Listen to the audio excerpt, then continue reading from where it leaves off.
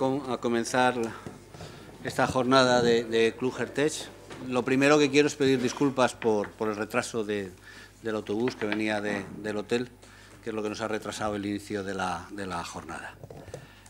Simplemente decirles 4 notas acerca de lo que es Cluj-Hertech. Cluj-Hertech es un foro de debate sobre innovación y tecnología para la gestión sanitaria, que se reúne 3 o 4 veces al año, y la víspera de sus reuniones y debates, de los cuales pues saca informes y saca alguna publicación, la víspera suele organizar una jornada abierta como es esta, siempre vinculada al tema de debate del día siguiente.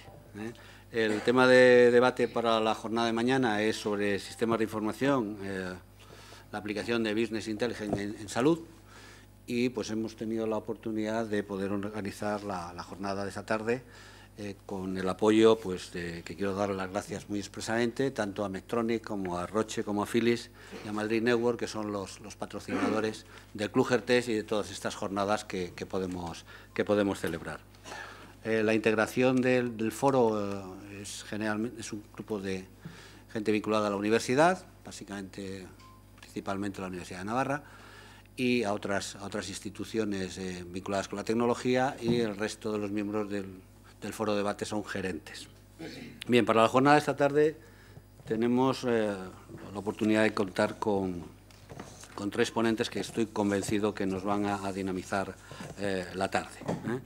Empezará hablando Joan Guallamens, que es el coordinador general de las tecnologías de la información y la comunicación del Departamento de Salud de Cataluña.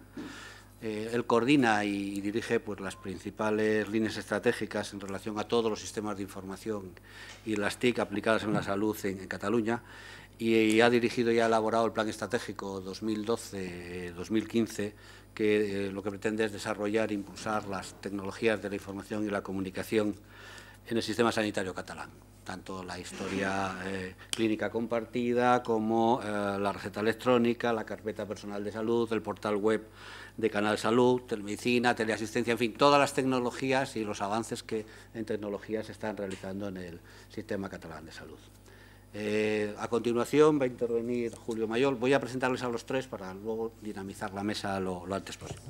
Julio Mayol, que es médico por la Universidad Complutense, cirujano, pero no está aquí ni como médico ni como cirujano, ni por haber estado en Harvard a hacer un fellow, ni por tener un máster en gestión, ni por nada. Está porque es director de innovación del Hospital Clínico San Carlos. Y como director de innovación, pues también trabaja temas vinculados a las tecnologías, temas vinculados y, sobre todo, lo que es más importante, cómo trabajar con el desarrollo de tecnologías y de otros instrumentos de innovación para modificar el modelo, que él también luego pues, nos hablará acerca de ello. Y finalmente Ángel Ruiz Tella, también médico de familia, que entre otras muchas cuestiones ahora es director de CIMAP, una empresa tecnológica que se dedica a sistemas de información y a tecnologías de la información, y a trabajar, ha sido consultor para la puesta en marcha de distintos programas, ISIS en Asturias, y SIRES, Logroño, La Rioja, ha sido subdirector general de Osakidecha, es uno de los padres de OMI, y los que trabajan en primaria pues saben de qué estoy hablando, que es el programa de historia clínica de primaria, y también pues va a centrar su debate en la aplicación de tecnologías y el Business Intelligence, básicamente en primaria. Por tanto, tenemos el planteamiento institucional, el planteamiento de especializada y el planteamiento de primaria en torno a esto. Y sin más, doy paso a Joan para... Sí, casi mejor, ¿no?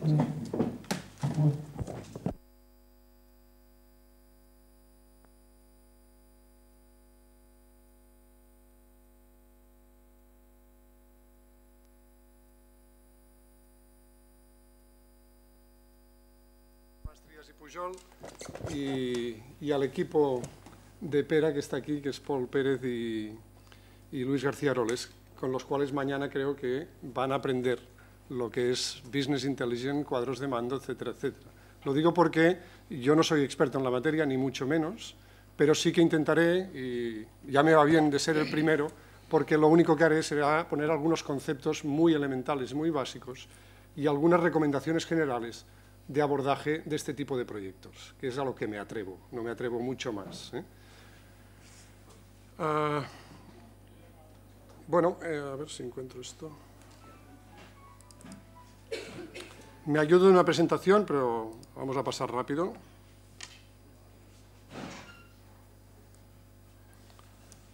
Con algunos conceptos, como decía, muy generales, para intentar centrar el tema que les ocupa en estas sesiones, al menos desde nuestra experiencia, con algunos casos prácticos y algunas dudas y algunas iniciativas que en estos momentos estamos a punto de encabezar y lanzar en Cataluña, que creo que también puede ser de su interés, y que no las presentaré todas, sino que al final, bueno, o luego en el debate, pues sí que me he apuntado para comentar algunas situaciones concretas que tenemos hoy en Cataluña y temas que tenemos que decidir, que estamos decidiendo en estos momentos, relativos al uso de la información, que es lo que hoy nos ocupa aquí.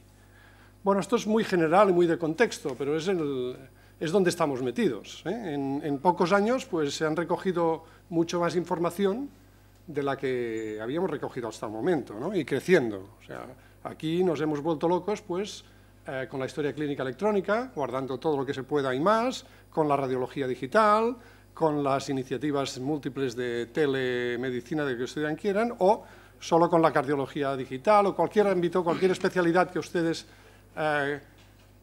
se puedan imaginar. Lo que supone es una entrada intensiva, masiva, en las organizaciones sanitarias del tema de las TICs y unos volúmenes de datos clínicos, farmacológicos, económicos, financieros, que hasta el momento eran difíciles de imaginar y que ahora tenemos entre manos, ¿no? Por tanto, tenemos más información, más disponible, más estructurada, con más volumen, y esto pasa a ser, esta información pasa a ser, yo diría que el activo fundamental de las organizaciones sanitarias, Si alguna cosa trabajamos en salud es con información, y el hecho de disponer de esta información en formato digital y, por tanto, en cualquier lugar y en cualquier momento, pues evidentemente supone una transformación del sistema sanitario en el cual estamos metidos. Centrando el tema y los conceptos, pues aquí pueden ver ustedes que datos cada vez tendremos y tenemos más y de mejor calidad. Estos datos, cuando se estructuran, cuando se procesan, pasan a ser información y al final, fruto de esta información, esto se convierte en conocimiento. Por tanto, podemos hablar de los sistemas de información desde la vertiente operativa, de negocio, estaríamos hablando de datos y de información, o podemos hablar de un paso más, de sacarle partido a esta información, de aplicar una cierta inteligencia, y hablaríamos de business intelligence. Y, por tanto, de este conjunto de experiencias, de valores, de información, de conocimiento, que sirve como marco para la incorporación de nuevas experiencias e información, y que nos es útil para la toma de decisiones. Todo esto lo hacemos, en definitiva, para la toma de decisiones. Por tanto, para enmarcar el tema, Business Intelligence, nos referimos a esta capa superior entre la información y su transformación en conocimiento. Bueno, esto es donde estamos metidos en estos momentos, creo que todos, ¿no? Una austeridad en la gestión económica, un envejecimiento de la población, un aumento de las enfermedades crónicas, unos cambios epidemiológicos, una mayor implicación del ciudadano y mayor presencia del ciudadano y mayor conciencia y exigencia del ciudadano en lo que hace referencia a su salud, y este ciudadano que quiere inmediatez, y por tanto que quiere los servicios y los quiere ya, con una mayor implicación. Y estamos también, en el otro lado, con una problemática hoy en cuanto ya específicamente a la explotación de la información, pues que esta austeridad nos lleva a utilizar paquetes de información, soluciones ya paquetizadas que a lo mejor tienen limitaciones, y sobre todo limitaciones en cuanto a integración de la información, pero que nos permiten avanzar. O múltiples sistemas de reporting. Todos en nuestras organizaciones tenemos diferentes cuadros de mando, sistemas de información para la gestión, etc. Por tanto, múltiples fuentes de información, y por tanto no tenemos una única fuente, sino que hay varias y de difícil integración. Los costes para analizar, extraer, depurar esta información van increciendo, porque la información va aumentando de volumen, y, por tanto, los conceptos clave de nuestro negocio están poco homogenizados.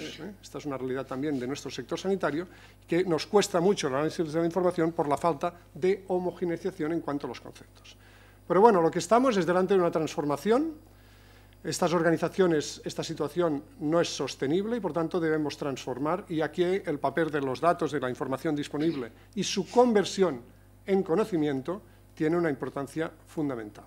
Y, como digo, aquí al final estarán, sin duda, mejor posicionadas para formular e implantar estrategias las organizaciones que sepan transformar su activo, por tanto, sus datos y su información en conocimiento y anticiparse al entorno y garantizar de esta manera un éxito de manera sostenida. En definitiva, estamos hablando de que otro concepto para diferenciar o para enmarcar lo que sería el cuadro de mando dentro de este macroconcepto del Business Intelligence. El cuadro de mando no es más que una herramienta, veremos algunos ejemplos, que deben ayudar a las organizaciones a transformar sus estrategias en objetivos medibles, operativos y concretos, ¿no? Y, por tanto, el cuadro de mando tiene sentido en una gestión integral de una organización donde haya una estrategia y que necesitemos hacer evaluación y seguimiento de esta planificación estratégica de nuestra organización. Es aquí donde adquiere sentido el cuadro de mando. Y el cuadro de mando, como ven ustedes, pues tiene un concepto de planificación y definición de objetivos, de cómo enfocar la actividad con la estrategia de la organización, pero, evidentemente, solo podemos mejorar aquello que podemos medir y, por tanto, debemos medir y evaluar y medir los resultados de la organización a través de indicadores clave, de medida de resultados en relación con los objetivos estratégicos, etc. Al final, todo esto para hacer una intervención o unas intervenciones activas para reenfocar, para reorientar la actividad de la organización. Por tanto, es introducir estas acciones, poderlas enmarcar dentro de la planificación global, de la estrategia global de nuestra organización y, sobre todo, poder medir y evaluar qué está sucediendo. Bueno, yo llego al núcleo de mi intervención y creo que aquí es donde podemos concretar algunas o decir algunas cosas concretas en cómo una organización o nuestras organizaciones, qué cosas deben tener en cuenta en el abordaje de Business Intelligence, de un cuadro de mando, de este tipo de proyectos. Y les pongo en un lado algunos de los problemas que nos enfrentamos y en el otro lado alguna de las claves. Y con esto prácticamente voy a terminar. Pero en un lado tenemos la percepción de que debemos dedicar un esfuerzo para llevar a cabo una iniciativa que intuimos que es importante y que queremos y debemos dedicar recursos, pero no sabemos ni por dónde empezar. Nos parece relevante, nos parece importante, pero no sabemos ni por dónde empezar. Por tanto, aquí la recomendación o alguna de las claves sería disponer de un conjunto predefinido de indicadores obtenidos a partir de realidades similares. Hay otras organizaciones como las nuestras que ya se han planteado cómo abordar un proyecto de estas características y que nos puede servir para ver si estos indicadores que ellos han utilizado son planteables o no en nuestra organización. Por tanto, es una forma de empezar, es ver qué han hecho otros similares a nosotros y ver qué tipo de indicadores clave están utilizando para hacer seguimiento de su organización. Otro elemento importante, y yo creo que muy positivo, que se agradece, es no esperar a tenerlo todo diseñado, todos los indicadores definidos, diseñados, etcétera, etcétera, y cómo los obtendremos, sino de combinar esta parte de diseño con la implantación. Y, por tanto, que podamos ir obteniendo resultados tangibles en unos plazos breves que nos animen a ir ampliando y mejorando nuestro cuadro de mando. Por tanto, si cogemos una organización de referencia y unos indicadores de referencia y empezamos a trabajar por un conjunto de indicadores y vamos haciendo ya diseño e implementación al mismo tiempo, con lo cual hay resultados tangibles a corto plazo. Un segundo elemento es quién debe liderar un proyecto de estas características en nuestras organizaciones, ¿no? Y aquí la recomendación va a alguien que tenga visión global, de extremo a extremo. No alguien que tenga una visión parcial de la organización, sino alguien que tenga una visión global de la organización. Y hay que empezar por esta gente. Una visión global de la organización y una visión realista de la misma, y por tanto que sea capaz de, a partir de aquí, conociendo muy bien la organización de extremo a extremo, pues identificar responsables que puedan alinearse con esta visión. Esta es una segunda recomendación a la hora de abordar un proyecto de estas características. Tercer lugar, hay dificultades en cuanto a cómo relacionamos una gestión estratégica, una planificación estratégica de nuestra organización con la gestión operativa. Son dos realidades habitualmente muy distanciadas, muy separadas. Y aquí, evidentemente, no hay otra solución que involucrar a la alta dirección en la definición de los objetivos estratégicos concretos y medibles y aterrizarlos en cascada a través de indicadores de carácter operativo. Pero la involucración de la dirección, de la alta dirección de la institución, debe estar desde el principio para intentar cerrar este agujero que existe entre la planificación estratégica y la gestión operativa. Otra pregunta habitual es, bueno, ¿y esto con qué lo vamos a hacer? Porque de tecnologías haylas y muchas, ¿no? Y no sabemos ni por dónde empezar, ¿no? Y aquí yo les diría que es lo de menos importante. Lo importante es que la organización esté implicada, la alta dirección esté implicada, lo tenga muy claro, que la gente que lo tenga que liderar tenga esta visión global y este compromiso con la institución y que empecemos viendo qué han hecho otros y empecemos paso a paso. Por tanto, el tema de la herramienta tecnológica, que supongo mañana tendréis oportunidad de compartir con los expertos, bueno, aquí hay soluciones 1000, preexistentes, paquetizadas, seguramente hay unas que son buenas para organizaciones de un tipo y para organizaciones de otro tipo se ajustan más a otro. Por tanto, depende un poco de qué es lo que necesitemos, pero soluciones habrá. Sí que, evidentemente, hoy hay soluciones paquetizadas o parametrizables, que son las que nos permiten un juego de que en poco tiempo, teniendo indicadores, podamos tener resultados. Por tanto, como siempre, bajar la importancia de la tecnología. No es un problema de producto, es un problema de proyecto. Esto siempre es lo mismo. Al final, si lo conseguimos, acostumbra a pasar una cosa, ¿no? De que tenemos información, pero que nadie toma decisiones con esta información, ¿no? O sea, información, y al menos en nuestra organización tenemos muchísima, cada día más, ¿no? Pero lo que ves es que quizás tenemos las organizaciones dedicadas a obtener la información y con perfiles el objetivo es tener la información y el objetivo debería ser actuar en base a la información. Y esto sí que es un tema cultural o de perfiles, etc. Y esto yo creo que es una realidad, al menos en nuestra casa nos sucede y mucho. Tenemos expertos en recopilar información y gente que tiene grandes sistemas de información y que lo tienen muy controlado. Poco integrado, poco abierto, pero lo tiene perfecto. Tenemos el mejor conjunto mínimo básico de datos de alta hospitalaria desde el año, no sé, o la mejor ESRI desde hace 40 años. ¿Pero alguien se la ha mirado? ¿Alguien ha tomado decisiones en base a lo que dice la ESRI? Pues este no es un tema fácil, es un tema cultural. Y estas son las 5 pinceladas, creo, importantes que yo les quería transmitir, que es hasta dónde puedo llegar con mi conocimiento, que insisto que no es mucho, y que los expertos de Cataluña también mañana les pueden avanzar. Acabo con algunos ejemplos, si me permiten, y luego en el debate, no sé, creo que de tiempo voy bien, puedo introducir los 3 ejemplos. Hay ejemplos de todo tipo, como ustedes verán. Este es nuestro sistema, cuando hablo nuestro digo de la Administración, del Departamento de Salud. Hemos generado un cuadro de mando o un entorno de Business Intelligence donde intentamos recopilar toda la información necesaria para la gestión del Departamento de Salud y del CatSalut, de la aseguradora pública y del departamento. Por tanto, ¿cuáles son los pasos que hemos seguido? Hemos construido un mapa estratégico, por tanto, hemos integrado los cuadros de mando del conseller, de las direcciones generales del departamento, del CatSalut. Cada uno tenía su cuadro de mando, lo hemos integrado y hemos definido un plan estratégico con todas las necesidades de información del Departamento de Salud en mayúscula. A partir de aquí hemos identificado todos los indicadores de estos cuadros de mando, uno a uno. Identificar quiere decir definirlos, ponernos de acuerdo en qué es ese indicador, cómo se define, cómo se calcula y de dónde se obtiene la información. Y esto parece una tontería, pero no lo es. ¿Cómo calculamos las camas disponibles o no sé qué? Pues seguramente cada uno las calcula diferente. No es mi tema, pero hay que definir el indicador perfectamente y hay que ponerlo por escrito y ponernos todos de acuerdo en cómo vamos a calcular o cómo vamos a definir este indicador y cómo lo vamos a calcular.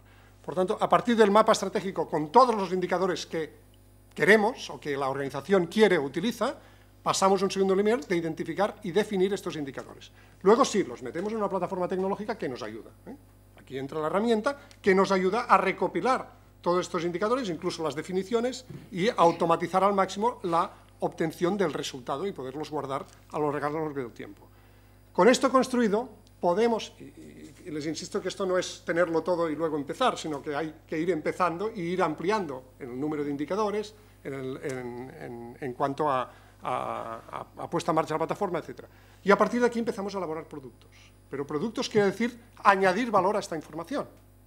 Por tanto, análisis concretos sobre temas concretos, a partir de la información que tenemos, a partir de los indicadores que tenemos. Y ahora les pondré algún ejemplo.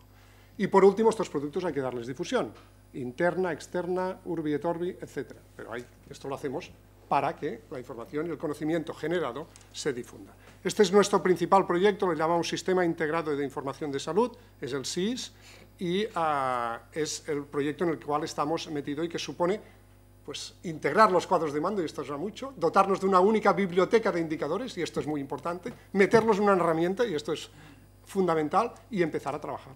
Empezar a sacar información útil para la toma de decisiones, que es, en definitiva, lo que nos mueve. En Cataluña hemos diseñado un plan de salud, 2012-2015, que dice cómo vamos a transformar el sistema sanitario, que debemos transformar porque es insostenible en los próximos 4 años. Y aquí se han vertebrado 9 líneas estratégicas, 9 grandes líneas estratégicas que todas ellas van a contribuir a la transformación del sistema.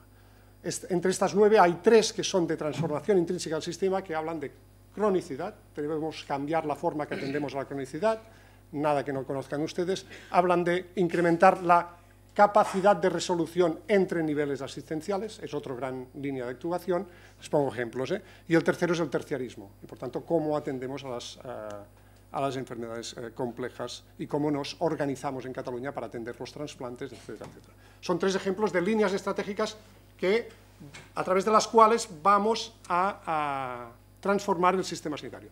Bueno, esto se lo comento porque lo que han pedido es, bueno, pues si tenemos unos objetivos, con unas actividades, con unos objetivos concretos año a año para llegar al 2015, pues oye, hay que hacer seguimiento de esto. No puede quedar un plan de salud, un plan estratégico, y ya veremos dentro de 3 años. Por tanto, nos hemos dotado de una herramienta, de un Business Intelligence, de un cuadro de mando, donde identificamos línea por línea, proyecto por proyecto, cuáles son los objetivos y, por tanto, nos permite hacer seguimiento con semáforos de lo que habíamos dicho que conseguiríamos en tal mes, si se ha cumplido o no se ha cumplido. Bueno, es cómo utilizar también un cuadro de mando para proyectos internos o estratégicos, en este caso, y que lo estamos desarrollando en estos momentos. Bueno, el proyecto más trascendente que tenemos en cuanto a sistemas de información y en cuanto a este ámbito que nos ocupa de Business Intelligence, nació hace muchos años en Cataluña y es lo que llamamos la central de resultados. No es nada más que un benchmark entre los diferentes hospitales de Cataluña de cómo están, cuáles son sus resultados. Y este benchmark lo tenemos hecho, tenemos más de 100 indicadores que nos hemos puesto de acuerdo, que nos sirven para medir los resultados de un hospital. Y los vamos publicando. Los hemos ido publicando los últimos años en forma de informes periódicos, pero con una característica, sin identificar el centro. Uno sabe quién es, pero no sabe quién son los otros.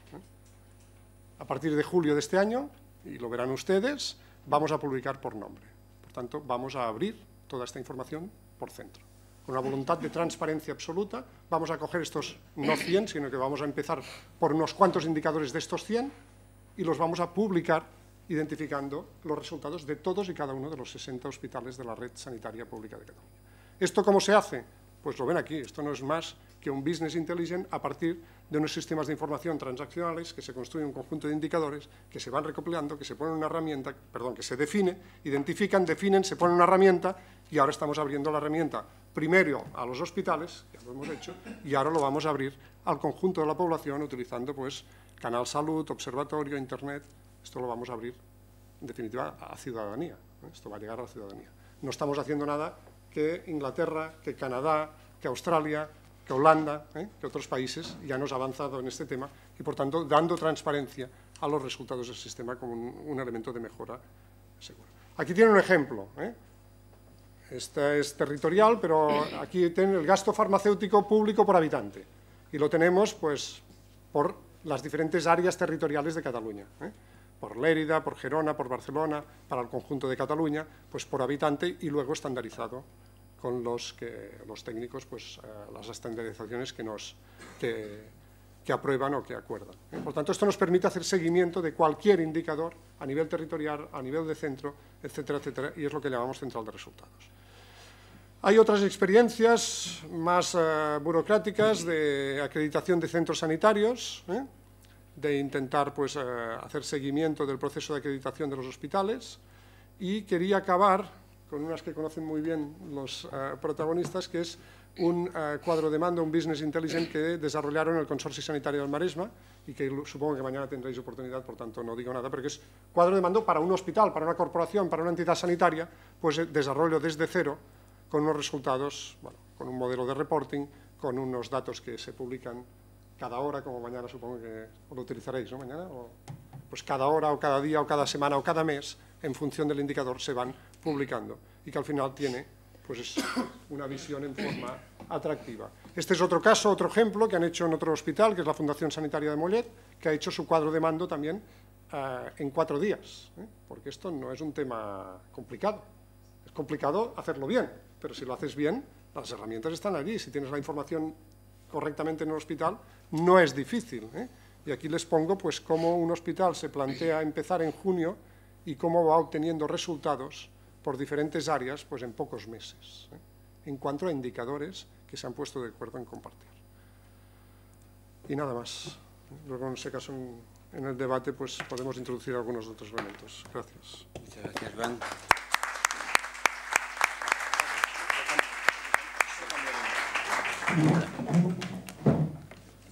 Sí.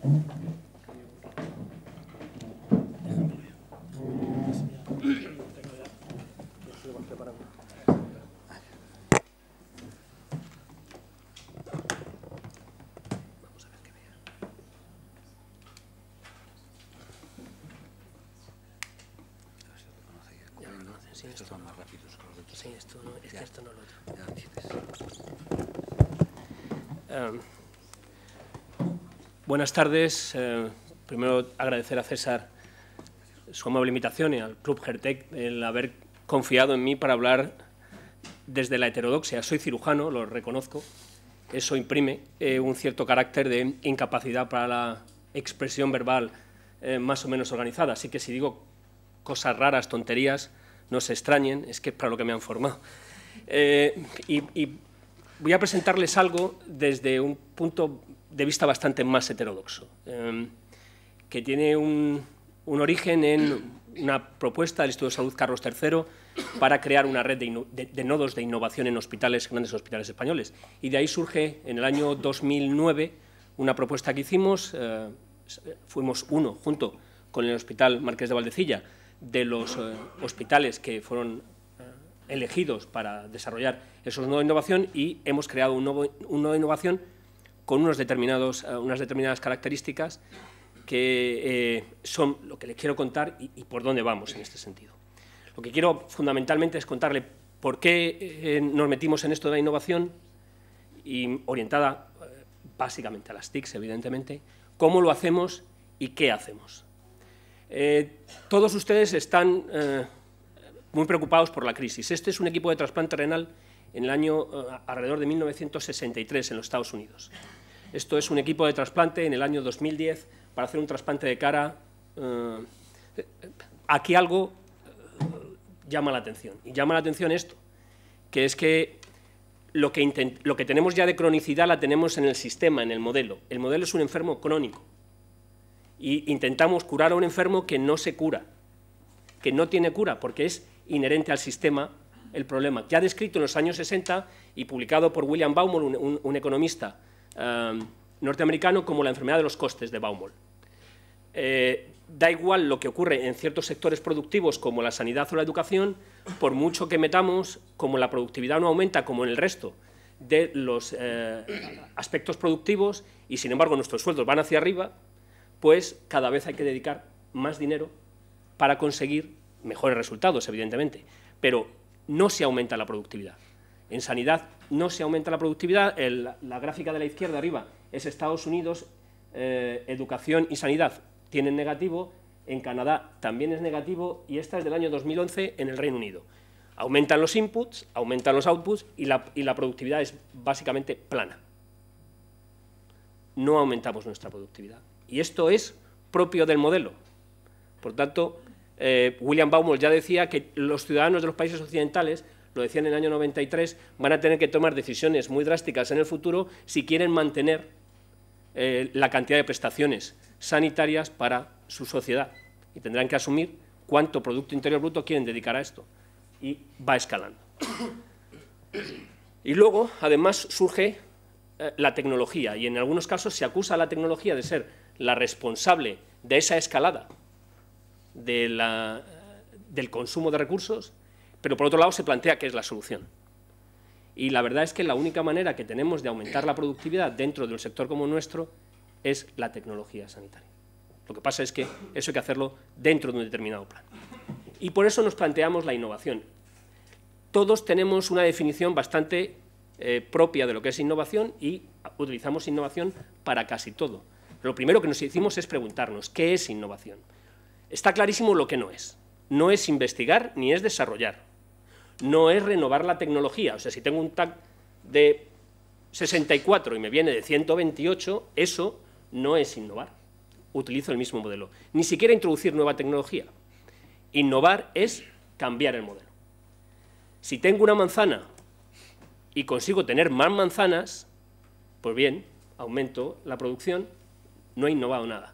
Si consigo transformar la manzana en otra cosa que me abre un nuevo campo y que la gente está deseando consumir, es cuando realmente estoy innovando. Por tanto, para nosotros, en el hospital, lo que se planteaba en el sector, en nuestro sector, era un cambio de modelo, la necesidad de un cambio de modelo y básicamente como se define la innovación, que es utilizar el conocimiento que se genera en nuestro sistema sanitario para hacer dinero. Porque no tenemos otra manera de conseguir más recursos. ¿Qué hicimos inicialmente? Un análisis interno en la institución de profesionales de todos los niveles, no médicos exclusivamente, médicos, enfermeras, técnicos, entre todos. Les preguntamos qué es lo que creían que debía ser una unidad de innovación y a qué nos teníamos que dedicar. Y ellos nos lo dijeron claro, teníamos que impulsar la creatividad, apoyar las iniciativas, difundirlas y finalmente convertirnos en un punto de encuentro. Y a eso es a lo que nos intentamos dedicarnos, a conectar gente para sacar lo mejor de ellos.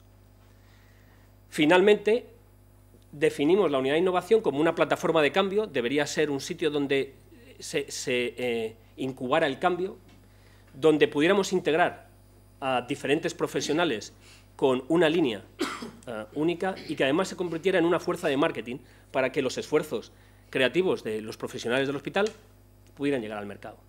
Y eso está muy alineado con la estrategia de la Innovation Union de la Comisión Europea, que dice que tenemos que orientarnos hacia esas miras desde Europa. Lo que más nos costó es encontrar una estructura, cómo organizar una estructura. Evidentemente tenemos a la Consejería por encima, el Instituto de Investigación Sanitaria San Carlos, del que somos una unidad transversal, y la gerencia del hospital, que son clave para el desarrollo de la unidad, y finalmente la unidad se dedica a tres áreas. Una que es un observatorio, tanto interno, externo como tecnología, y en el que además funciona con plataformas como la plataforma de FENIN, Patronal de Tecnologías Sanitarias, que nos permiten saber lo que está pasando por el mundo, no solo lo que está pasando dentro de nuestro hospital, y lanzar una línea de Business Discovery, ver nuevas opciones de negocio. Lo segundo que tenemos, y que es lanzado muy recientemente, es el Smart Health Lab, que es un laboratorio que luego les ampliaré a lo que se dedica.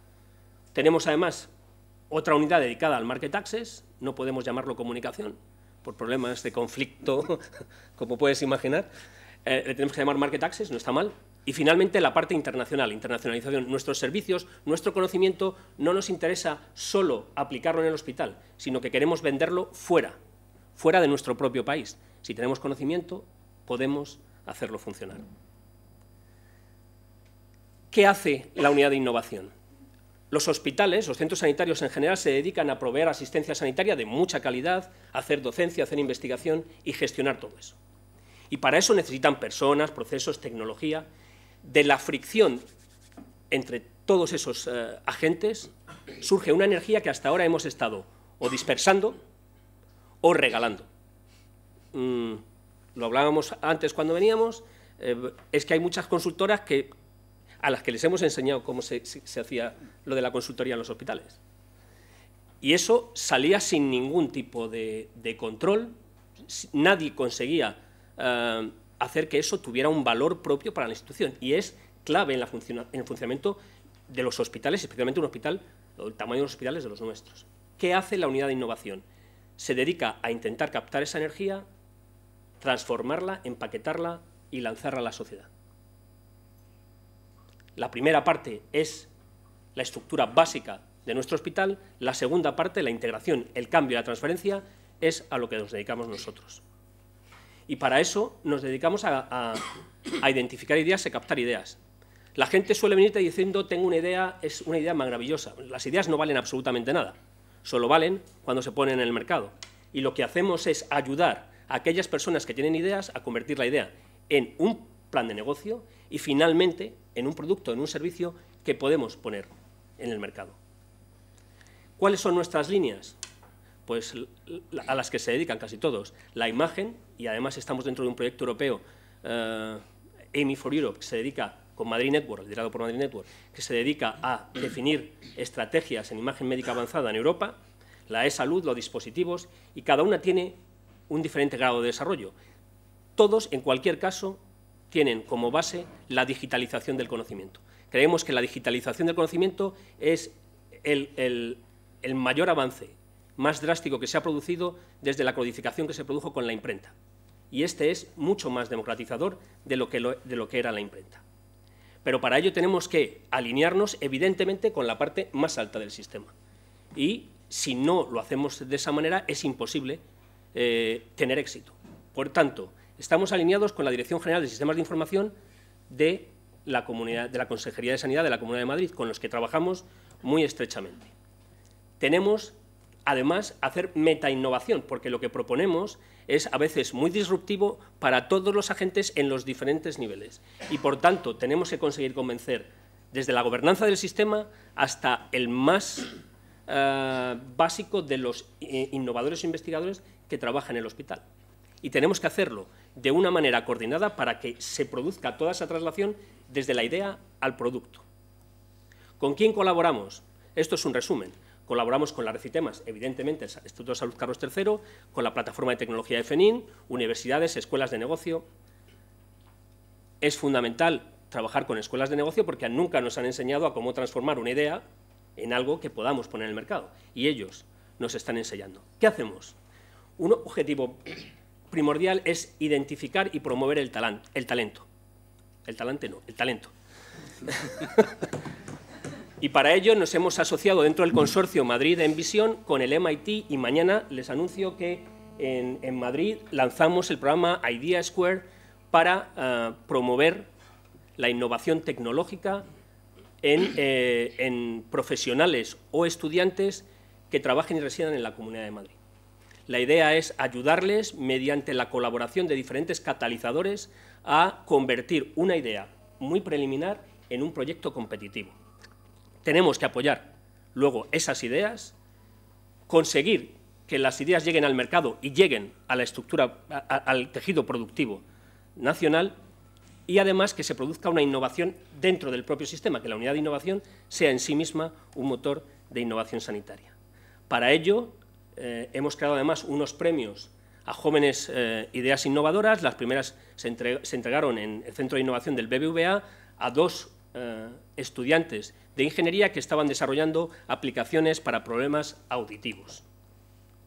Además, y teniendo en cuenta que en Madrid la regulación sobre la propiedad intelectual no está bien asentada, estamos analizando cuál es la situación y cómo podemos trabajar para que de verdad el retorno que se produce por la comercialización de las ideas llegue en parte y de una manera organizada al que produce esas ideas. Actualmente, como les comenté, estamos trabajando con la Escuela de Organización Industrial, con la EOI, para, a partir de 25 ideas surgidas dentro de la institución del Hospital Clínico, convertirlo entre 20 y 25 startups de base tecnológica para final de año. Y eso nos obliga a trabajar con gente que puede formar a nuestros innovadores que no tienen experiencia a transformar esas ideas en planes de negocio. Como dijo Joan antes, es clave difundir, porque la gente trabaja no solo por el retorno monetario, sino también por ver prestigiado su trabajo y su esfuerzo. Y segundo, porque es necesario crear una red de personas, de innovadores, de emprendedores, que se puedan conocer, trabajar en red y potenciar las capacidades que tienen todos ellos. Esta es una de nuestras acciones del hospital, es un canal en YouTube donde se cuelgan pequeñas entrevistas a los participantes en nuestra sesión mensual de incubadora de ideas, porque ha pasado desde directores generales de Osakidetza hasta enfermeros del hospital contando sus proyectos y que ya tiene más de 5.600 visitas en YouTube. Y finalmente transformar. Y esto es el último lanzamiento, es el Smart Health Lab. Es un laboratorio en el que trabajan fundamentalmente ingenieros que se dedica a la integración de la información digitalizada, a crear y desarrollar soluciones móviles dedicadas no a los profesionales, que también, sino fundamentalmente a los usuarios, a los ciudadanos, al paciente, a la sensorización extrema, a la captación de toda esa cantidad de información que se genera dentro de los hospitales, que se permite integrar en un sistema de información en el centro, y a lo que llamamos innovación social, porque básicamente nuestro planteamiento es que ha llegado el momento de desmontar la complejidad. Cada vez respondemos ante los retos de nuestro sistema con mayor complejidad y eso no puede ser la solución. Para nosotros, este modelo en el que las preguntas de los ciudadanos desarrollan una violencia dentro del sistema que consume más y más recursos, las preguntas de los ciudadanos llegan a un médico, ese médico transfiere al paciente a otro sitio y empieza toda la violencia, y si el paciente ve que espera demasiado, se lo salta y se va directamente al centro sanitario, esto no puede ser el modelo con el que sigamos trabajando. Para nosotros es importante producir soluciones tanto a primer nivel como a nivel hospitalario. Y el cambio de modelo, aunque sea una herejía desde un médico, pero bueno, soy cirujano, puedo decirlas, es que a través de la digitalización de la información vamos a poder devolver al ciudadano la capacidad diagnóstica y terapéutica hasta un cierto nivel gracias a los dispositivos móviles. Nosotros podremos transformar, los médicos nos vamos a dedicar fundamentalmente a generar el conocimiento que produzca soluciones directas para el ciudadano se encargará de solucionar sus problemas hasta un determinado nivel de complejidad y toda la actividad que se produce en cuanto a las soluciones para los pacientes se almacenará en estos dispositivos que volverán al sistema para ser interpretados, analizados y explotados para generar nuevas soluciones. Si no cambiamos el modelo, la solución no parece fácil. ¿Cuál es el retorno de la inversión? Todavía no podemos decírselo, es muy prematuro, llevamos prácticamente 2 años trabajando en esto, pero les puedo decir que ya tenemos fondos de inversión árabes y alguno europeo intentando poner dinero en este tipo de aplicaciones. Muchas gracias.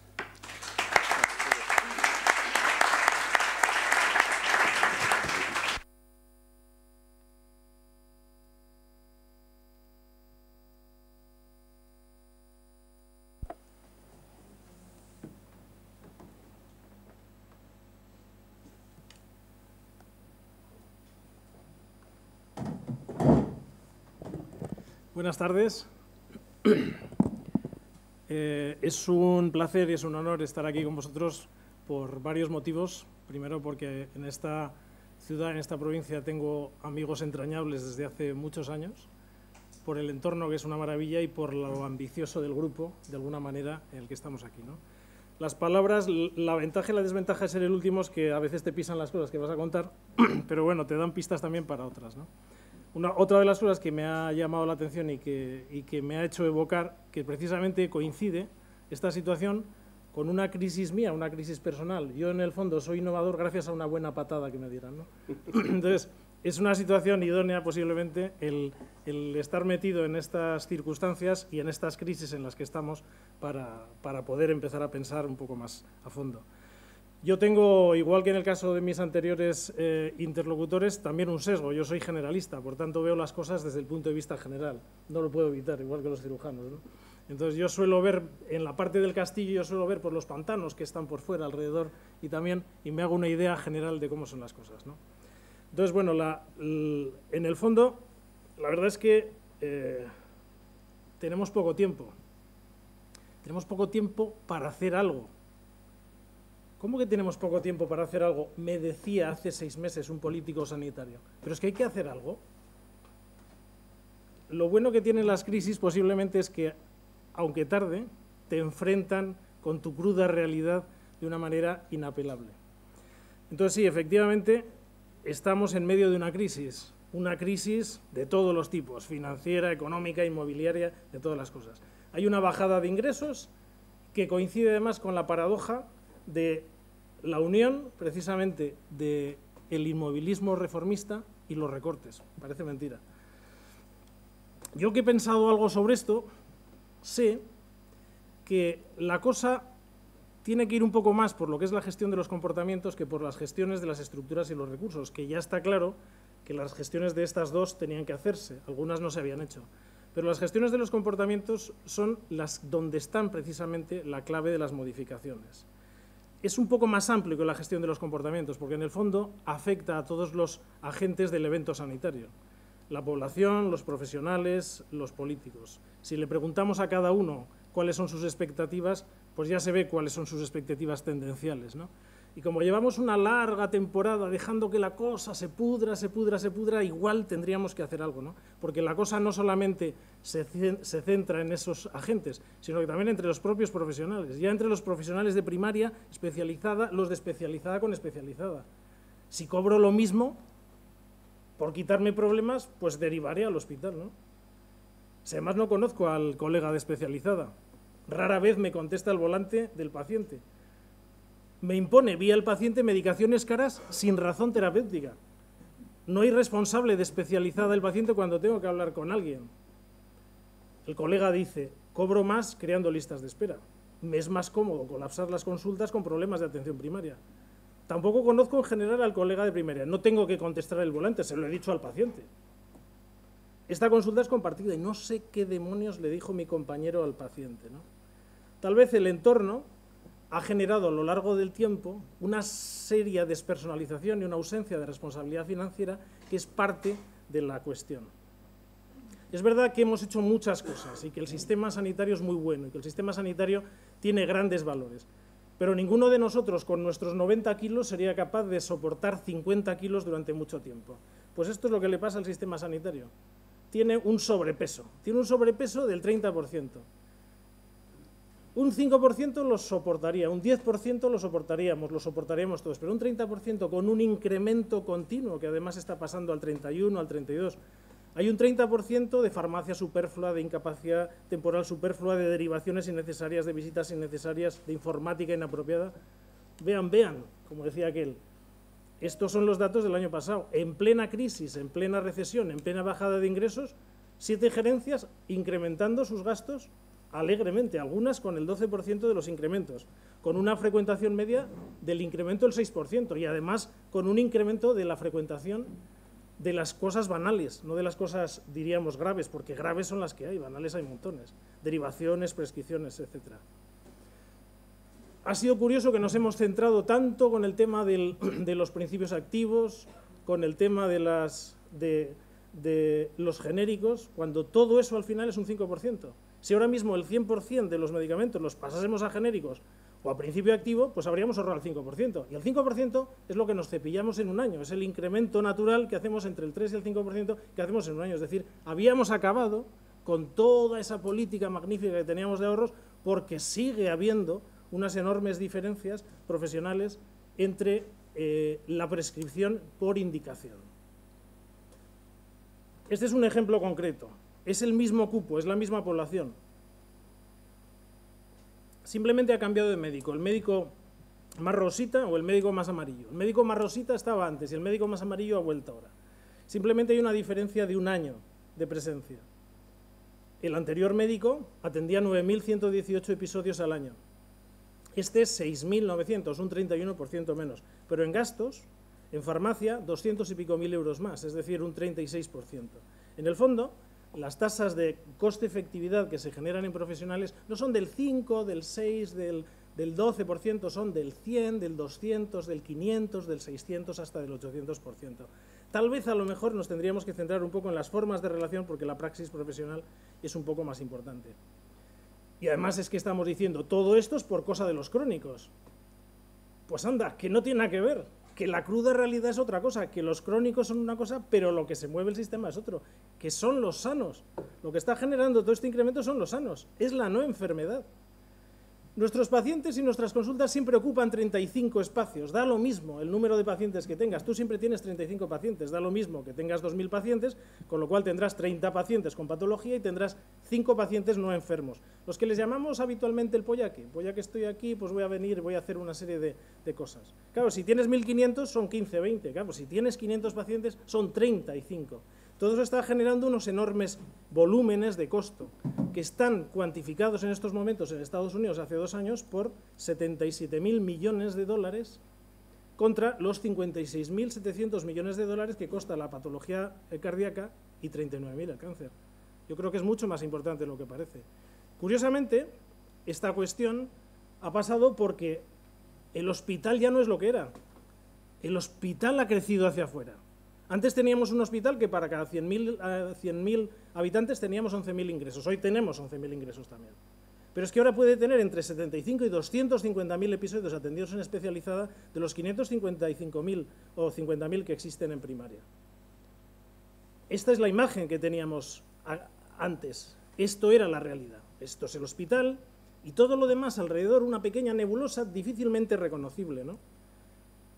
Ha sido durísimo este concepto. ¿Qué daño ha hecho? La atención primaria es la puerta al sistema. La puerta al sistema es un obstáculo.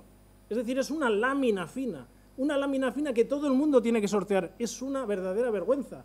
Entonces, quíteme usted esa puerta que tengo que entrar al hospital, porque es lo más interesante. Efectivamente, si le ponemos a la realidad, le ponemos el tamaño que tiene epidemiológico es este, y si lo distribuimos es este, el tamaño real epidemiológico. Hay un 2,5% de todos los episodios que se dan en el sistema, 2,5% son ingresados. Es decir, hay una relación de 40-1. En el fondo, el hospital es esto. Ya no es posible la gestión del hospital sin gestionar todo, ni tampoco lo contrario. Además, la parte de la realidad nunca se estudia. Estábamos hablando de sistemas de información, bien decías tú que se necesitaba conocimiento en el tema. Pero no se estudia. El 90% de todas las derivaciones, que es donde está hoy el problema. El problema no está en la parte más eficienciada del hospital. El problema tampoco está en una parte de primaria eficienciada. El problema está entre medias de la cuestión. El 90% de todas las derivaciones jamás entran en contabilidad de ningún sistema de contabilidad. Nunca. No entran en carteras de servicios, en DPOs, jamás. Es una parte que no existe. Además, precisamente se produce en 3 tipos de problemas. Nosotros hemos creado una clasificación que es una clasificación nueva, una clasificación de X-Mix, de isocomportamiento terapéutico, que permite identificar los problemas. Hay 7 tipos de problemas solamente en el sistema. Hay 3 tipos de ellos, que son los problemas que tienden a la resolución espontánea y los problemas que dependen de las habilidades técnicas, que son el 75% y que dependen claramente de primaria. Aquí las diferencias de derivación y las diferencias de competencia y de pericia son extraordinarias. Va desde el 8 al 64% las tasas de derivación, con una media del 40%. Y además, las tasas de derivaciones evitables son del 41%. Mucho teníamos que decir de las ITES también. Mucho tendríamos que decir de las visitas. ¿Cuándo todavía estamos hablando, después de 5 años de la crisis, después de 30 años de reforma, estamos hablando de las visitas como una medida de actividad, cuando la visita es consumo?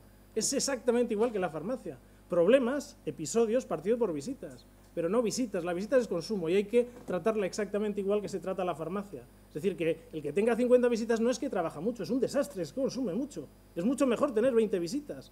Pero claro, como se nos cuenta por visitas, pues el sistema vuelve y vuelve a dar vueltas en la cuestión. Pero se me está oyendo la olla, que en el fondo lo que yo quería hablar es que lo que hay que hacer es el cambio de comportamiento, ¿no? Y el cambio de comportamiento, para hacer el cambio de comportamiento hay que hacerlo porque las diferencias que existen entre los profesionales son muy notables. El sistema, que esto es el comportamiento, esto es la gráfica de comportamiento en el cual se ve la relación entre la actividad y los costos, no tienen un comportamiento de bisectriz, es decir, no funciona porque cuando hay uno de actividad hay uno de consumo y cuando hay 2 de actividad hay 5 de actividad y 5 de consumo. No, funciona de esta manera. Tenemos los profesionales como el A, que tienen un enorme volumen de actividad con bajos costos, y el profesional B, que tiene una baja actividad con altos costos. Los sistemas de medición que utilizamos, las carteras de servicio que se utilizan en España, desde el año 90-91, jamás han conseguido medir más allá del 8 o el 10% de la realidad. Por tanto, si uno tiene que manejar una nave sanitaria y sabe que del timón solamente tiene el control del 5 o del 8%, ¿cómo decimos que va la nave? Esto se produce porque hay claves de competencia clínica y de competencia organizacional, que es donde está la madre del cordero.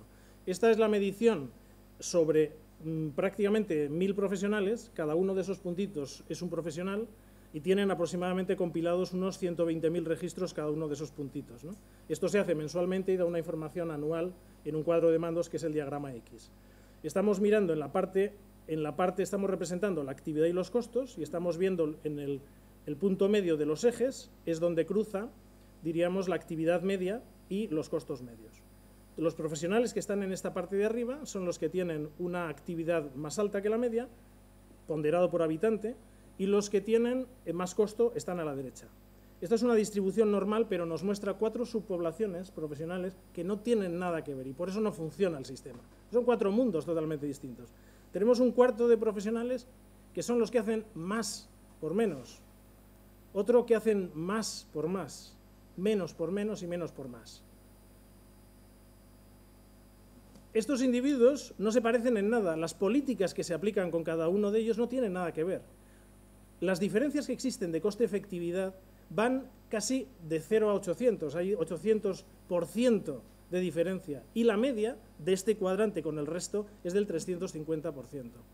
¿Cómo puede distinguir un sistema en sus profesionales, y lo que estamos hablando de que tenemos que generar una modificación de comportamientos y una motivación, cómo podemos diferenciarnos cuando estamos solamente midiendo por los costes? Aquí estamos comparando 2 personas que son perfectamente iguales por los costes. Es lo mismo el excelente que el individuo inaccesible, el que cierra la puerta a sus pacientes. Los dos son considerados lo mismo.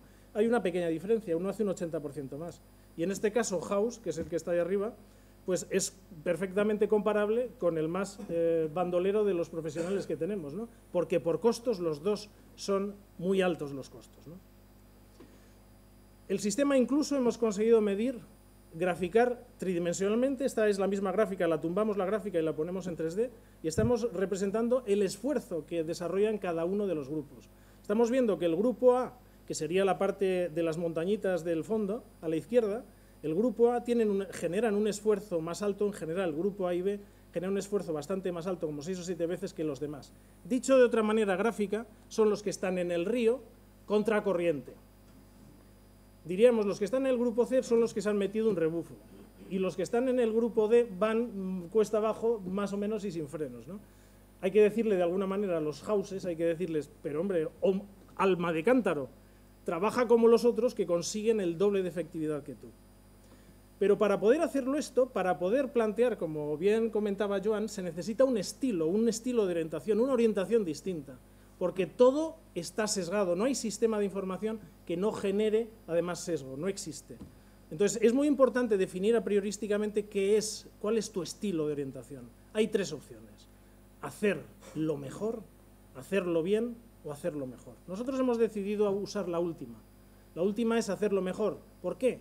Porque nos fiamos más de la intuición que de los sistemas de información, de las guías clínicas o de los protocolos. Entonces, nuestros mejores profesionales normalmente lo que utilizan es la intuición, es decir, se saltan los procedimientos para hacer las cosas bien. Entonces, lo único que tenemos que hacer es imitarles. ¿Cómo lo has hecho? No sé, pero como este. Entonces, utilizamos el hacerlo mejor. Vamos a poner un ejemplo de qué pasaría si lo hacemos bien. Aquí tenemos un ejemplo en el que hemos medido 100.000 hipertensos año, según el control de 100.000 hipertensos año, dependiendo del número de tomas de tensión a lo largo del año. La cosa va desde 0, que es un 8% de pacientes a los que no les tomamos, hasta 66 controles año. La media está, o la mediana está aproximadamente en un 6. Pero entonces podríamos tener estas 2 opciones. La opción verde, que diría cuantos más controles le hacemos a la población, a los pacientes hipertensos, más baja la tensión, diríamos va la cosa bien, o la cosa roja, que diríamos cuanto más veces le tomamos la tensión, sube la tensión, va la cosa mal, o nosotros les tomamos la tensión a los que están más malitos, y esta es la explicación. Pero esta es la realidad, no tiene nada que ver. Es decir, es una recta regresión horizontal, da lo mismo tomarle 2 que 22, pero cuando nos aplicamos el procedimiento, cuando lo que hacemos es seguir el procedimiento, hacerlo bien, pues efectivamente le tomaremos 30 a 40. Estos son, en una comunidad como esta, varios cientos de miles de consultas al año. Y en un país como este son no sé cuántos millones de consultas inútiles y no productivas. ¿Qué pasaría si el objetivo fuera hacer lo mejor? Y aquí están nuestras maravillosas guías clínicas. Esto es un estudio sobre 278.000 pacientes año, 278.000 hipertensos sobre 1.251 cupos certificados. Tenemos un sistema de certificación de la información con más de 120 criterios. Entonces, esta información, esta es la realidad. Nuestros pacientes se comportan de esta manera. Esta es la curva de tensiones sistólicas y la curva de tensiones diastólicas. Y esta es la realidad internacional. España está el tercero en la mejor situación de mortalidad cardiovascular. Estamos en una buena situación. Y esa situación está con esto, con esta. Pero, sin embargo, nosotros podemos hacer aquí un planteamiento, de decir, ¿qué es lo bueno o qué es lo mejor? Pues tener una tensión de 140-90. Pues si esto es así, nosotros de repente encontramos que tenemos un 60% de fracaso y un 40% de éxito. Perdón, un 60% de éxito y un 40% de fracaso, lo que supondrá una serie de políticas, que las políticas básicamente es gasto farmacéutico. Pero podemos decir esto también, que la tensión correcta es 120-80. Entonces, de repente, la misma realidad, con los mismos indicadores de resultados finalistas, que se nos mueren igual los pacientes, resulta que tenemos un 90% de fracaso. ¿Qué supone un 90% de fracaso? Primero, la decepción de todos, médicos y enfermeras. Nos cortamos los venes, somos unos mantas. ¿Qué es lo que tenemos que hacer? Meterles muchos más, 14 medicamentos a cada uno, lógicamente, porque hay que lograr el éxito. Pero es que, curiosamente, es de la misma realidad que tener el 90%, está mal el numerito de abajo amarillo, es 160-90, es lo mismo, es la misma realidad si consideramos que tenemos el 160-90. 160-90 tenemos el 90%. Entonces, ¿qué es lo que hacen el comportamiento de los profesionales excelentes? Normalmente son heterodoxos. ¿Qué es lo que tenemos que hacer? Seguirles a ellos. ¿Y cómo salimos de esta? 3 minutos. Salimos con el Business Intelligence, ¿no? Que es lo que estamos. Y ya hemos aprendido que cómo se traduce el Business Intelligence. Que no es como el Black Power, ¿no? Que Black Power no significa negro poder, sino que significa poder negro, ¿no? Pues el Business Intelligence tampoco significa el negocio de los listillos, ni el negocio de los espabilados, ni significa que las TICs son el negocio del siglo en el cual nosotros, tanto profesionales, gestores y tal, estamos abocados al desastre, porque unas cantidades infumables de dinero y tenemos muy poca información. ¿Pero qué es el Business Intelligence? Es una herramienta valiosa al servicio de la inteligencia aplicada al negocio. Esta parte de la inteligencia ya sé lo que es porque se la leía a Cipolla. Y entonces dijo que inteligente es aquel que gana él y que ganan los demás. Pero fijaros las diferentes composiciones que puede tener. La que hay que perseguir denodadamente es al estúpido y al gánster, básicamente, ¿no? Pues bueno, ya sabemos lo que es ser inteligente, algo que funciona para bien de todos. Pero ¿cuál es el negocio? Entonces también aprendí que en el lío este de cuál es el negocio, pues que fíjate lo que puede ser el objetivo: atender, asistir, entretener, la enfermedad, la cita, la visita extremada expresada, tiene que ser solamente aquella que permita que vibre, que reverbere el profesional, porque se acerque a la esencia de lo que era el sistema sanitario. ¿El sistema sanitario qué era? No era más que existía el sistema sanitario porque había problemas para resolverlos. Pues ya está. Pues ya está. ¿Qué es lo que hay que hacer? Resolver las necesidades existentes de los pacientes de un adulto responsable, habitante ciudadano. Entonces, cambia radicalmente nuestro punto de vista, porque ya no basta el decir, no, yo hago las cosas bien. No, usted no hace las cosas. Usted hace las cosas sobre lo que tenía que hacer. Y además empezamos a trabajar con una serie de tasas. Esa tasa de eficiencia, que es lo resuelto partido por lo existente y partido por las perras, sería entonces el objetivo. Si ya tenemos esto, ya sabemos a dónde vamos. Y podemos decir que todo lo que es productivo me acerca a la meta y lo improductivo me aleja. Por tanto, solo nos queda centrarnos en la herramienta valiosa, que sea información y que no sean datos. El éxito de la implantación de estas herramientas dependen claramente de la calidad de la herramienta por el análisis que tenga dentro del negocio y la competencia del usuario, si el usuario es un individuo intuitivo y osado. Si no se dan esas condiciones, la utilización del business inteligente puede ser cualquiera de las otras 3 opciones que no aparece en la parte superior izquierda. Bueno, me salto unas cuantas cosas. Planteaba, diríamos que una de las cosas, uno de los limitantes, como estamos ahora mismo en una situación de crisis y las crisis lo permiten todo, ¿no? Entre otras cosas permiten que todos los individuos que han defraudado a Hacienda puedan venir y poner las perras, es decir, y podemos ponerle a Bankia no sé cuántos 20.000 millones, pues entonces podemos poner en duda la centralización, por ejemplo, ¿no? Entonces, porque uno nos planteamos, ¿esto podría ser bueno para el futuro? ¿Podría ser una herramienta valiosa? Pues la verdad es que le hemos echado unos 10.000 euros, 10.000 millones de euros en estos años, y hombre, no esperábamos tener la cosa pues como el Minority Report del Tom Cruise, pero joder, estar como estamos aquí, que se planteó el tema de la multiplataforma, cuando la multiplataforma se planteó poniéndola en Internet Explorer y resulta que no puedes cambiar de Internet Explorer 6 a 7 porque dejas de ver tus programas en vez de haber utilizado un Smart Client.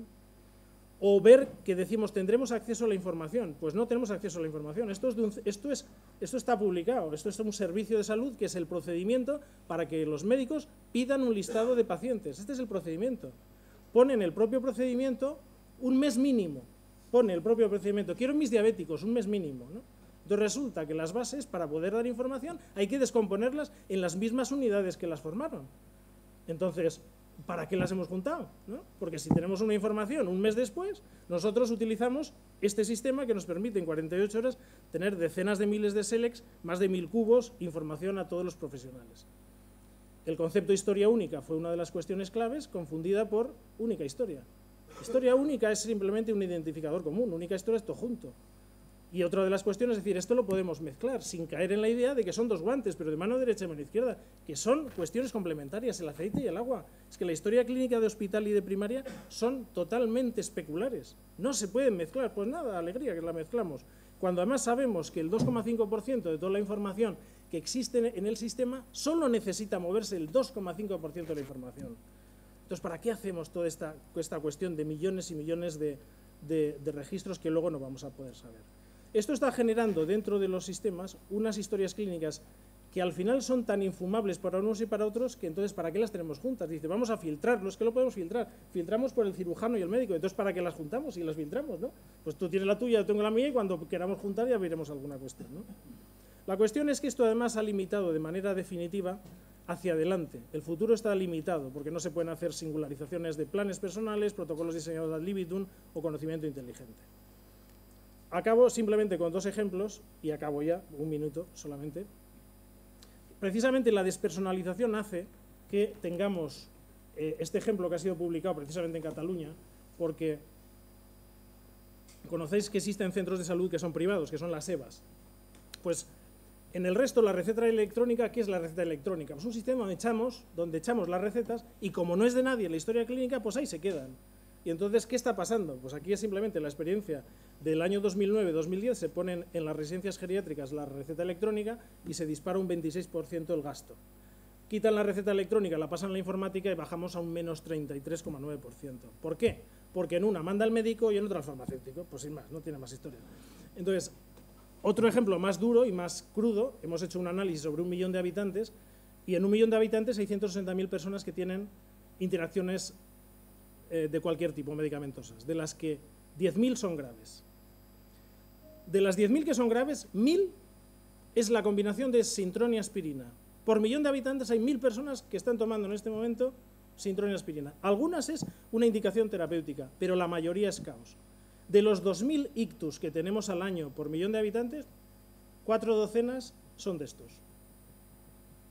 Lo multiplicamos por lo que cuesta cada ictus y no sé el costo que tiene esta cuestión. Y eso simplemente porque la historia no es de nadie.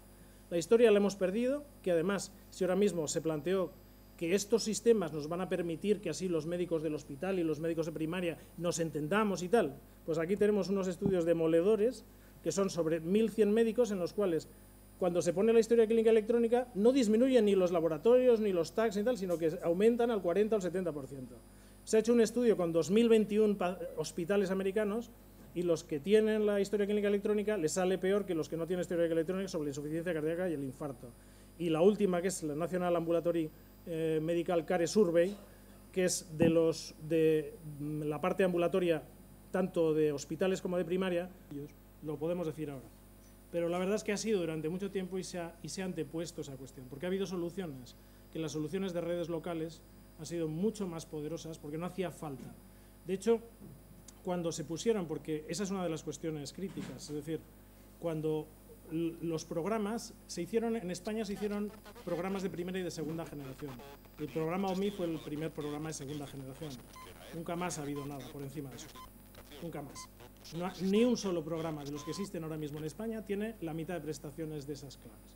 Entonces, ni siquiera las claves de codificación.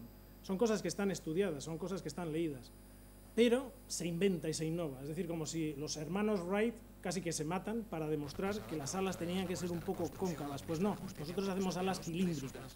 Decimos, no, porque son cilíndricas. Valen mucho. Bueno, sí, sean de oro, pero son cilíndricas, pero no vuelan. Pues no importa, las hacemos cilíndricas, ¿no? Entonces, esta parte ha sido, en Islandia, por ejemplo, en Finlandia, en Francia, los profesionales se han negado. Precisamente en Holanda hubo una movida y la directiva, que yo la ponía ahí un poquito, que es la directiva 46/95, que es del año 95, que es la que habla de pertinencia, relevancia y temporalidad, nace en el año 95 en Europa después de una larga bronca de casi 15 años en Holanda, precisamente contra este uso maledicente de alguna manera de la informática. Entonces, la informática es verdad que ha pasado muchas veces por encima de los profesionales y no se ha puesto al servicio, sino hemos totemizado la informática y todos estamos. Tú normalmente tienes una lavadora que no funciona y la tiras, ¿no? Pues una informática no funciona y es lo que se llama el negocio del humo. Genera muchísimo más dinero porque tú te quejas, es un ciclo de, pues te prometo que tal, no sé qué, y es lo mismo. Y no hay, pero quítalo. Si es malo, es malo y se quita. Entonces, es verdad que se tendría que empezar a plantear, la verdad es que la crisis ahora mismo no permite hacer ahora grandes virguerías y tendremos que empezar a utilizar las tecnologías, porque hay tecnologías magníficas, muchísimo más baratas, que pueden dar muchas muy buenas prestaciones.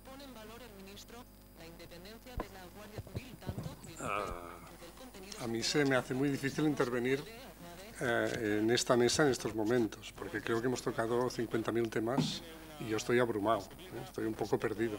Yo discrepo enormemente con algunas de las aseveraciones que se han hecho en la mesa y creo que no vamos a poder entrar en detalle, pero conozco estos estudios que demuestran que puede suponer algún inconveniente, pero, hombre, a ver, yo solo tengo que decir que la tecnología por sí sola no va a arreglar nada, pero esto no lo arreglamos sin tecnologías de la información. O sea y que la tecnología se puede aplicar bien o mal, pero de esta no salimos si no sacamos partido de las capacidades de las tecnologías de la información. De esta no salimos, Trabajamos con información, nuestro activo es información. Como profesionales recopilamos información de los pacientes y transmitimos información a los pacientes. Si no vamos a utilizar las tecnologías de la información que nos están entrando por todas partes en el sector sanitario, estamos vendidos. Y yo creo que nuestro objetivo hoy debería ser cómo mejoramos la continuidad asistencial utilizando las capacidades de la tecnología. Y poderse, se puede. Y ejemplos los hay. Y vayamos a hacerlo bien y empecemos las cosas por donde hay que empezarlas, sabiendo que la tecnología es un medio para nuestros objetivos. Por tanto, hay muchos objetivos que son, no sé, de orden político, de orden social, etcétera. Pero no demonicemos la tecnología. La tecnología está para ayudarnos. O el resto de sectores no han avanzado y muy mucho. Evidentemente, no voy a entrar con el sector bancario, no tiene nada que ver el de hace 30 años y hoy no es el día apropiado para decirlo, porque es otro tema.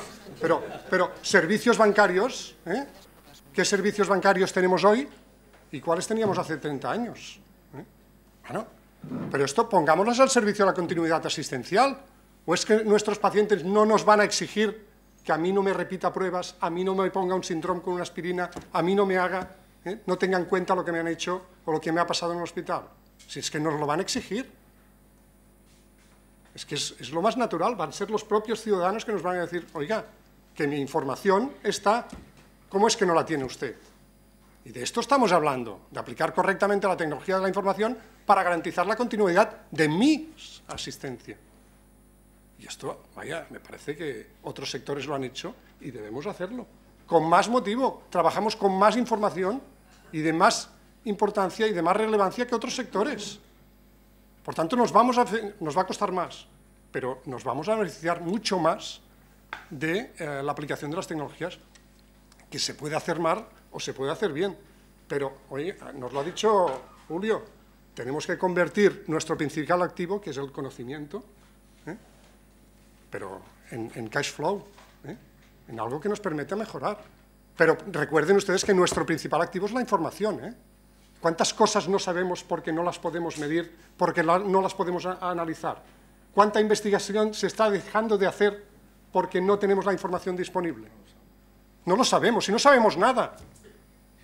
Pero o digitalizamos como proponía, hay que digitalizar esta información, hay que tenerla en digital y explotarla, y ponerlo al servicio de todos, para la toma de decisiones, para la investigación, para la atención médica, para todo. Y no sé, me parece que hemos llegado a un extremo que parece que todo esto es el demonio. No, no, señores, hay que hacerlo bien. Si no tenemos otra salida. Lo siento.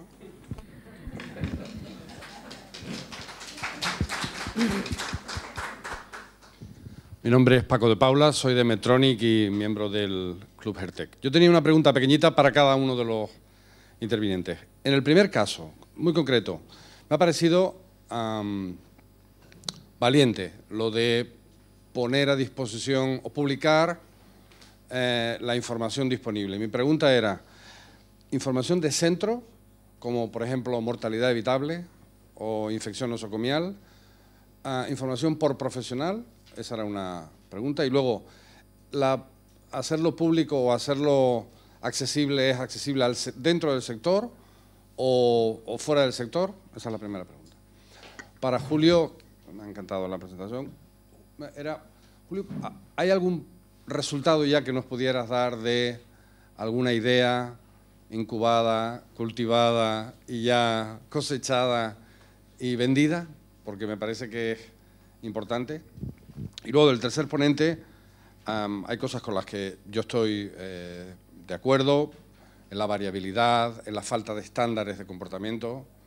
Hay cosas con las que yo estoy absolutamente en contra. Hay evidencia sobrada que la historia clínica electrónica integra el sistema y bien aplicada ahorra.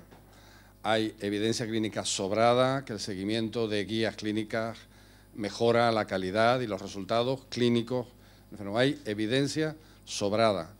Y recurrir a la intuición a mí me parece que debe demostrarse. Que eso produce más salud que seguir la evidencia publicada.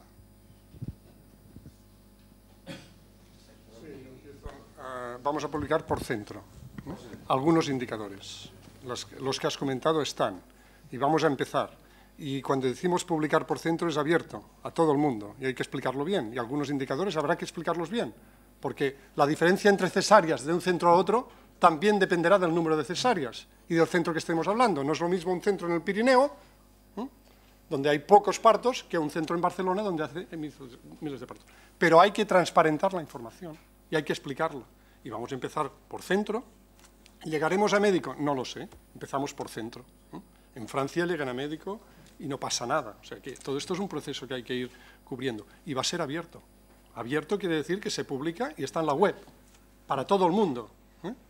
Para todo el mundo quiere decir para los centros, pero para los gerentes, pero también para el ciudadano. Y habrá que explicarlo bien, pero el proceso es imparable. No podemos vivir más diciendo que esto de la medicina es muy confidencial y que nos sirva de excusa para no transparentar lo que tenemos que transparentar, que son los resultados de los procesos que se hacen en nuestros centros.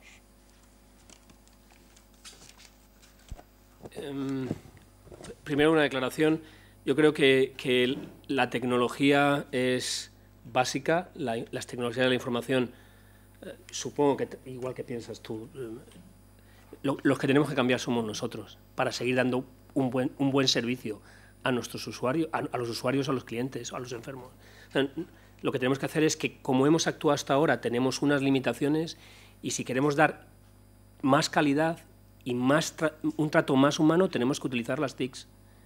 No al revés, no dejar de utilizarlas para dar un trato humano. Hay que darlas más humano, con más información y mejores herramientas.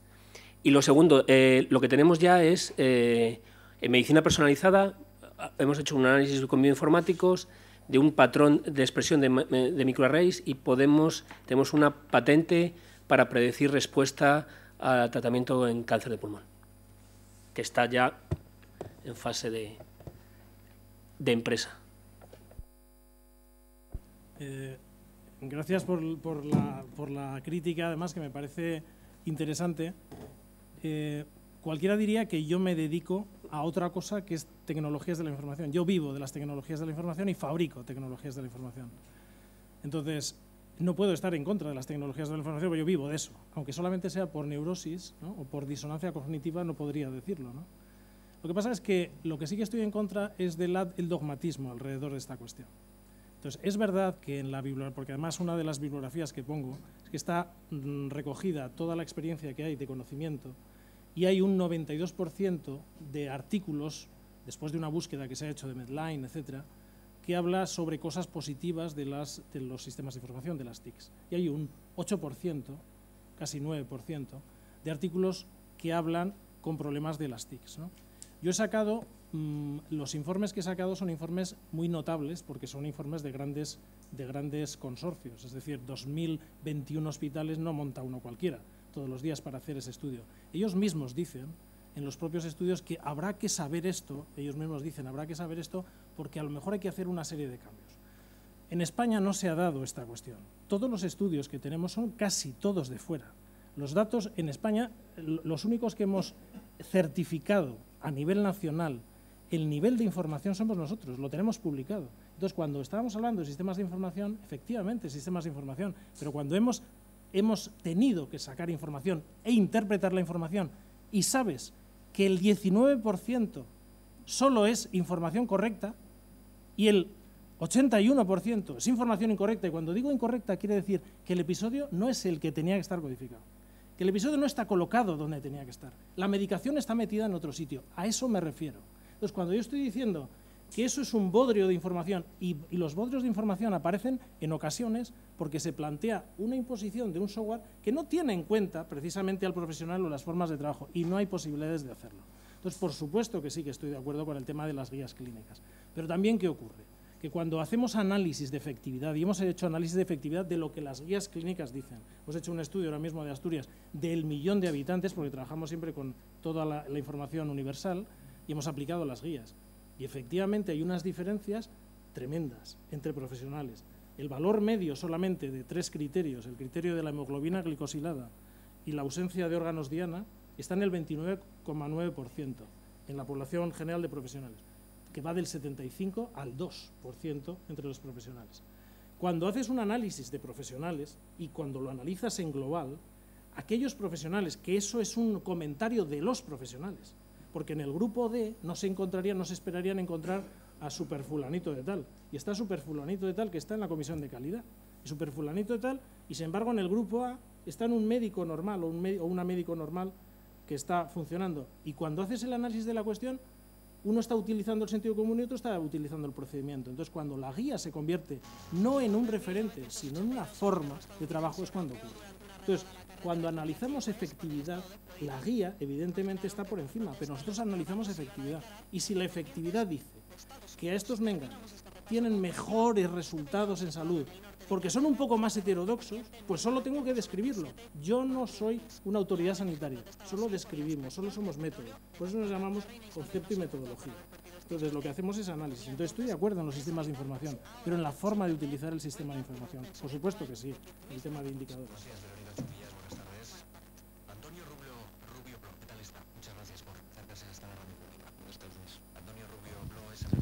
Buenas tardes, Luis Martínez, jefe de servicio de micro de Valdecilla. Me ha parecido muy interesante las presentaciones que han hecho y he de decir que me he sentido más cercano de la última. Mi opinión personal es que en un sistema de atención sanitaria el elemento clave es el personal, por encima de cualquier otro elemento. Y estoy convencido de que por encima de las tecnologías de cualquier naturaleza, ¿no? En un modelo de este tipo, la disponibilidad de sistemas que permiten manejar la información es absolutamente clave y en nuestro servicio en concreto es fundamental. No tengo ninguna duda al respecto. Entonces, sobre ese punto voy a discutir poco.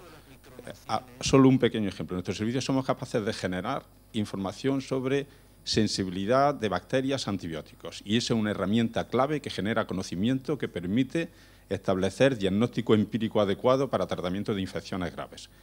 el tratamiento que se instaura en las primeras 12 horas, cuando es adecuado, permite, en comparación con el inadecuado, que se corrija entre aproximadamente 1 a 10 veces la probabilidad de no morir, que es el punto final peor que puede existir en un cuadro de una infección grave, ¿no? Estoy convencido, por tanto, que esa información es útil.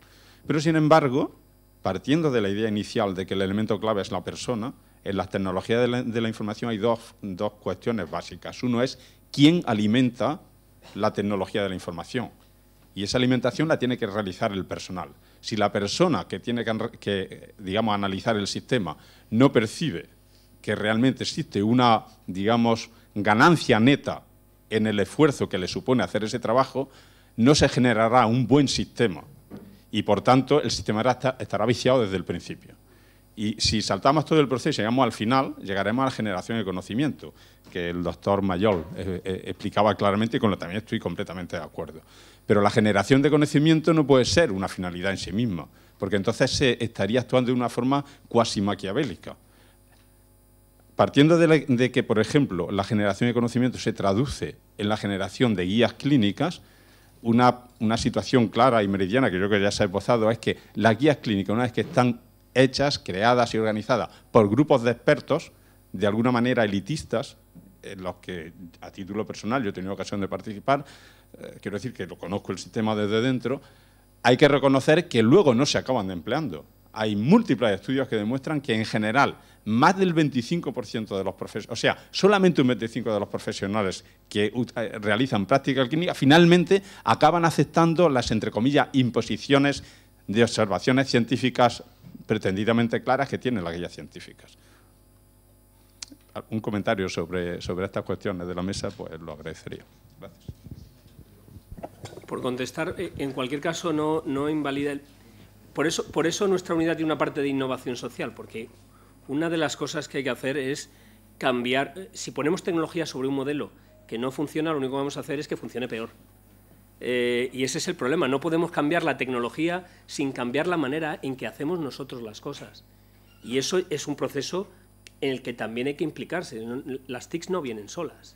O sea, el iPhone es muy intuitivo y la gente lo consume porque es muy fácil y lo desea. Pues al final hay que diseñar las tecnologías, los interfaces, hay que hacerlos de tal manera que resulten deseables, utilizables, usables por los profesionales, de manera que no supongan una barrera en vez de algo que promocione la interacción, que no te haga mirar a la pantalla en vez de mirar al paciente. Habrá que investigar y desarrollar sistemas que nos permitan capturar información liberando tiempo para el profesional y para el paciente. Pero eso no invalida el concepto sobre el que se basa, que es que sin información no podemos hacer más. Yo estoy totalmente de acuerdo. Si las tecnologías no añaden valor, no vamos bien, que es lo que estabas diciendo. Es decir, hay que hacer balance entre lo que me supone un nuevo sistema informático y lo que obtengo. Si el balance es negativo, porque me supone un esfuerzo y no tengo ningún valor añadido por el hecho de hacerlo, hemos fracasado. ¿Cómo se corrige esto? Como usted decía, mediante que los profesionales participen en el diseño del sistema. No hay otra. Por tanto, el principal valor, ¿cuál es? Estoy de acuerdo, los profesionales. Sin ellos esto no va. Ahora, ¿cómo caray conseguimos que un sistema sea práctico y útil? Pues participando en su diseño y balanceando lo que nos supondrá, y hoy es un engorro porque debemos entrar muchísima información y dejamos de mirar al paciente, etcétera, etcétera, pero a lo mejor habrá otros sistemas para poder obtener esta información de forma más ágil, ¿no? En cambio, lo que nos supone es beneficio. Por tanto, yo creo que la implicación de los profesionales en el diseño de los sistemas es la clave y la diferencia entre un mal sistema y un buen sistema. En cualquier caso, un pequeño comentario. Solo hay que revisarse las historias en papel y los dichos sobre los cirujanos y los traumatólogos escribiendo las historias. Parece que es que venimos de un sistema perfecto, en el que no había brechas de seguridad y en el que todos rellenábamos toda la información continuamente. O de un sistema donde la relación médico-paciente era perfecta. Yo estoy en esto desde que era estudiante en los años 80 y yo solo he oído que esto estaba fatal, siempre. Nunca he oído qué bien estamos y tenemos el problema solucionado. Es decir, que todos hablamos, todos los profesionales hablamos de nuestro ombligo, nosotros hacemos todo muy bien, pero luego cuando se mira, se mide, pues no todo está tan bien. O sea que algo hay que no termina de encajar. Sí, buenas tardes. Jesús Gutiérrez Morlote, jefe de Servicio de Cardiología. Me han gustado las 3 intervenciones, pero no van a permitir que manifieste mi debilidad por la última. Lo mismo que mis antecesores, si algo me ha gustado de la intervención de don Ángel Ruiz Tellez son 2 cosas. La primera, que ha hablado en un lenguaje comprensible. Luego me explicaré. Y en segundo lugar, que he visto la utilidad. Nadie discute las TICs. ¿Cómo vamos a discutir a esas alturas de la película las tecnologías de la información? Yo creo que ese no es el tema. Yo creo que ninguno de nosotros puede cuestionar eso. Pero lo importante es que sepamos para qué sirven, que revierta a nosotros esa información de una manera útil y comprensible. Que no nos centremos, por lo tanto, en la herramienta, en este caso las TICs, y que, a fuer de centrarnos en la herramienta y de darle vueltas, acabemos empleando un metalenguaje que nos aleja, que nos extraña de los profesionales. Yo creo que precisamente el análisis es el último que hemos visto. Es decir, tecnologías de la información, por supuesto, gracias a eso nos ha podido decir el último interviniente las cosas que nos decía. Podremos estar de acuerdo o no, pero nos lo ha dicho porque existen tecnologías de la información. El análisis puede ser discutible, pero es comprensible, y la forma de expresarle también. Y yo creo que esto es muy importante a la hora de introducir nuevas tecnologías en nuestros centros de trabajo.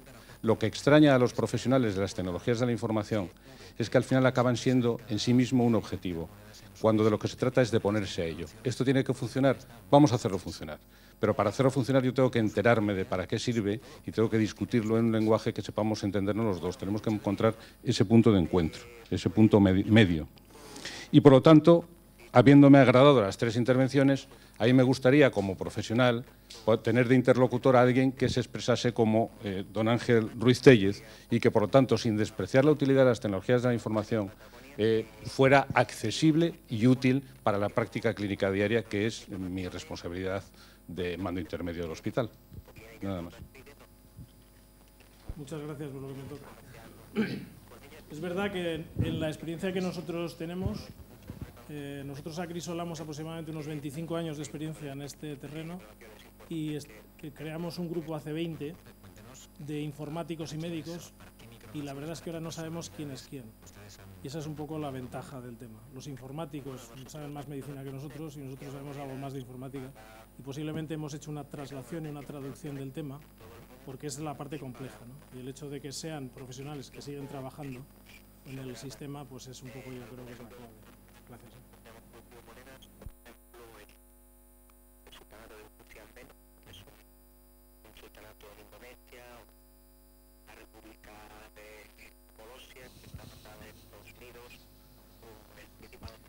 Luis Cuevas, de Philips. Quería preguntar en relación al comentario que me parece muy acertado respecto a la dificultad de tomar acciones con la información que nos muestran los cuadros de mando. Es decir, la parte realmente complicada es qué hacemos con esta información y qué pueden hacer cada uno de los servicios clínicos con esa información. Es decir, si esa información es demasiado compleja para trabajarla desde una gerencia de hospital y en muchos de los casos las decisiones tienen que ser tomadas utilizando esos servicios clínicos. Entonces, la pregunta sería, ¿los cuadros de mando deben desplegarse para cada uno de los servicios clínicos y son una herramienta fundamental del futuro de las unidades de gestión clínica? ¿Cuál es la visión? Sí, el cuadro de mando debe servir de elemento de interacción entre las gerencias y las unidades de gestión clínica, en la forma que sea. Claro, el constatar de que información tenemos, cada vez la tendremos mejor y lo que ocurre es que lo que cuesta es utilizar la información para la toma de decisiones, pues es una constatación general. En todo caso, las organizaciones tienen que evolucionar porque se pongan sus objetivos donde haga falta y entonces a partir de aquí sí que utilizas la información. No sé, yo creo que es una constatación de que la obsesión no puede estar en la tecnología, la obsesión tiene que estar en la finalidad de las organizaciones y si las organizaciones evolucionan y cambian y ponen sus objetivos, pues la tecnología va a acompañar como un elemento de interacción entre gerencias y responsables de la organización. Pero no solo gestión clínica, gestión administrativa, organizativa, etc.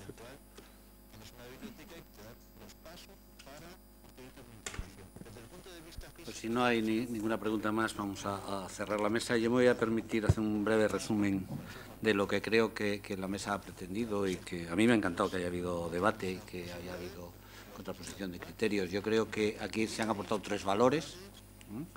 Yo han aportado el valor de lo que es diseñar un plan estratégico y cambiar un poco, integrando lo que necesitaban cada una de las áreas de conocimiento a la hora de establecer los planes estratégicos y yo no hay cosa que cuando entro por las mañanas a mi despacho que eche más de menos, que es la mesa de Emilio Botín. No tiene ni un solo papel, ni un solo informe, ni nada, absolutamente nada. Y enciende una pantalla del ordenador y le salen 4 datos, que es su cuadro de mando. Yo tengo lleno de informes, 300, 400 indicadores, si no me da tiempo a leerlo.